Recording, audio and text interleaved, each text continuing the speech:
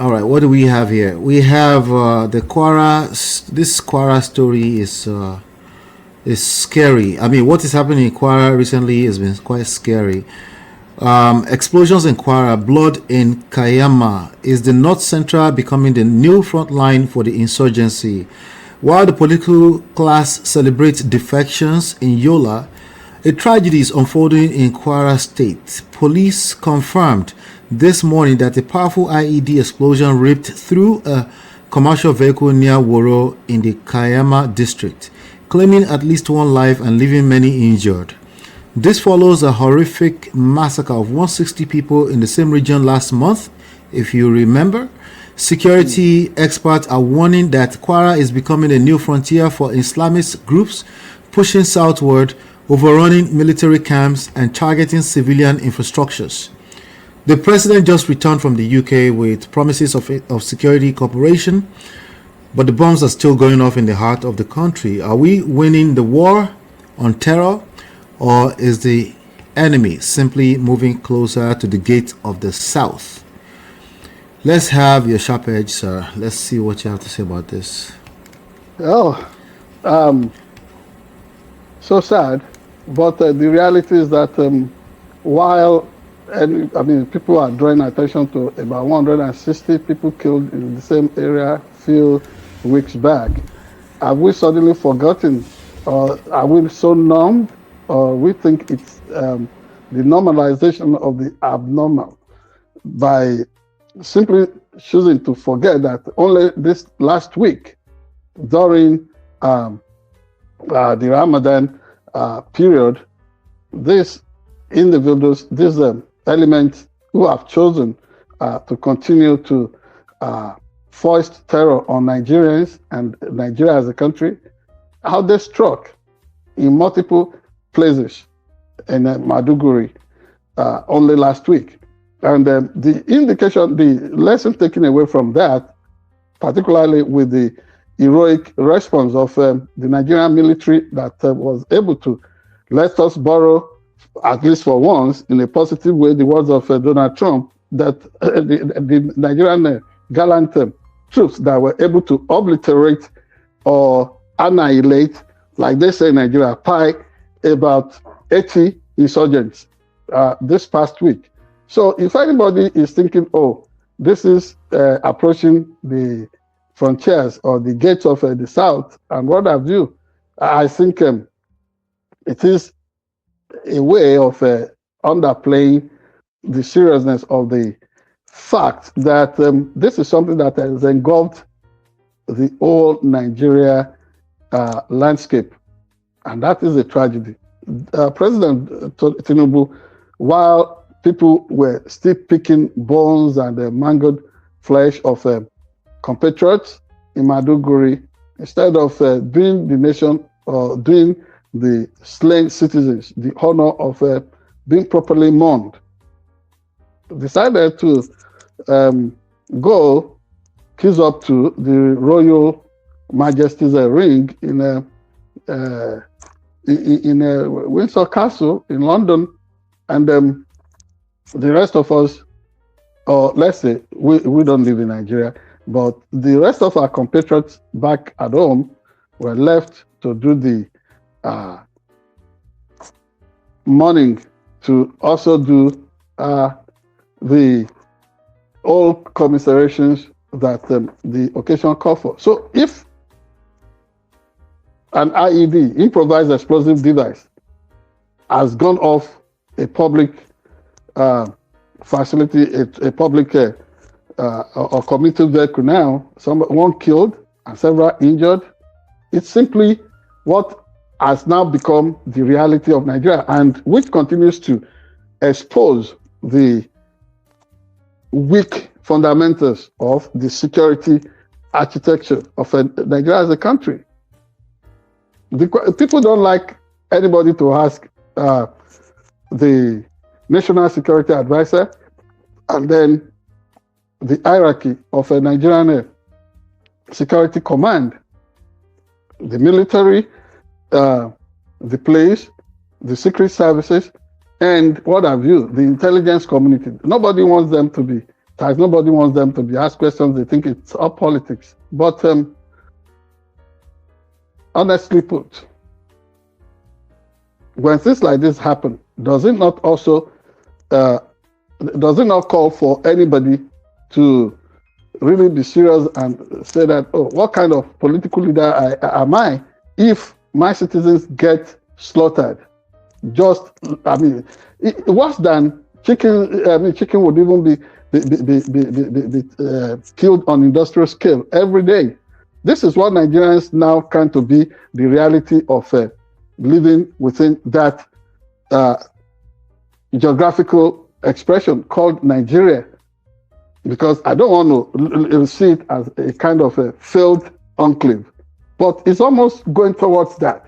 But what we see all the time, instead of really minding the business of keeping lives and property secured, as sequel to any other constitutional obligation, duty, responsibilities, would be just that basic. But hey, it's almost a situation in which narrow fiddles, while Rome burns. People are so eager to discuss politics and make it look as if life doesn't worth much in Nigeria.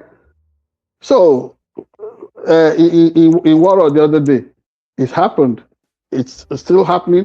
So, how is it that the security dragnet is not in place to make sure that that state, that space is almost impregnable by any of these evil-minded elements? They see themselves as faithful. I see them as idiots, bigots, who want to die for things that are not even original to the person and essence of the average African. This ideology that they are dying for what they don't even really have the proof that this is real. People that cannot imagine beyond ordinary, they are given a dose of, or a sacrament of uncertainty, and then by that they are willing to waste lives. These things get me confounded most times. But, you know, I am a liberated soul. Would I want to lay my life down for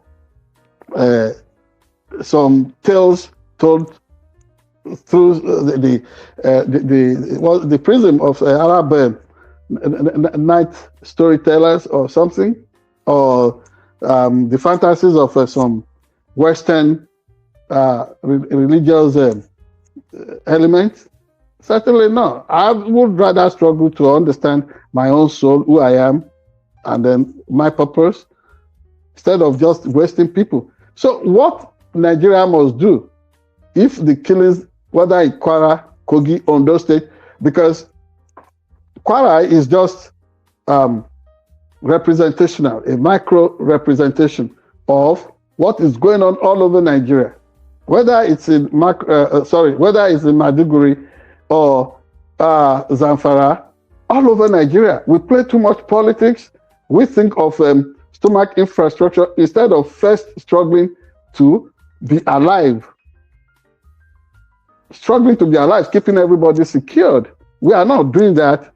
And when we even say that, we just try to poke fun at the memory of those that have been lost, sadly. We just try to mock the tragedy of suffering. Majority of Nigerians that are going through untold sufferings at the moment. So the killing in Kwara, I think, is again a wake-up call, not just for President Bola Ahmed Tinubu, also for the man who went on the global stage to run his mouth. Oh, it's either they are doing this or we will annihilate them. Now, we are not seeing the effect of that annihilation. However, for the much that the troops have done so far, I love to celebrate the troops. For the much that they have done, for their sacrifices, we applaud them. For the people that have come from the United States, say about 200 of them now, are assisting to deploy technology, drones, what have you, to put this killer squad called terrorists, bandits, kidnappers, and violent criminals to put them in check. We also celebrate them, but definitely much still has to be done. And it is not too late to get on the drawing table, make sure that whatever this, calls for, whatever attention we all need to give to make sure that Nigeria becomes safer, that space becomes more governable, should be done. All the huge billions going into servicing political dreams, not even knowing when that tomorrow comes, if anybody will be safe enough to run the show in Nigeria anymore.